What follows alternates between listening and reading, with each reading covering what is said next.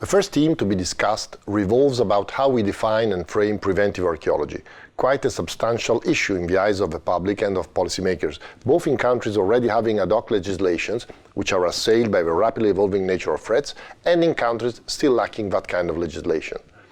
The very definition of preventive archaeology includes the idea of risk, of a heritage which is or may become endangered, for which one needs to provide mitigation of risk as well as protection.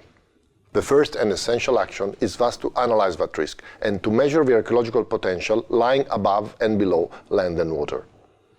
A prior assessment of how much and which kind of heritage may lay unseen is crucial, both in terms of new investigations, be them invasive or not, and of a statistical inference of the probability of encountering ancient anthropic deposits, something we call risk maps or maps of archaeological potential. These tools are the basis of a plant protection. But how then heritage is threatened?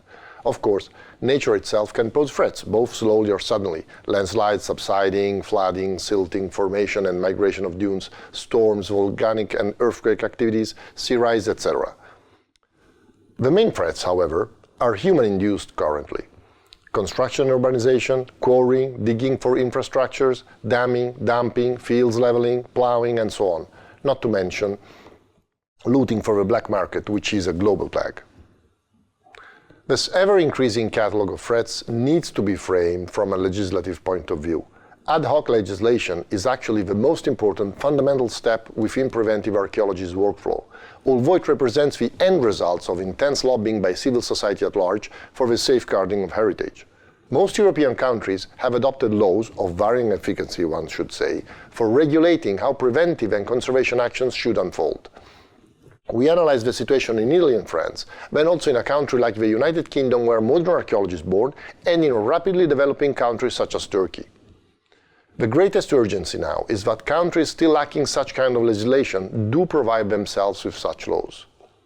Drafting detailed as well as carefully projected archaeological risk maps is a step which allows regional and national agencies to plan and enact a sustainable development for protecting heritage, allowing at the same time the realization of both infrastructures and settlements and food production.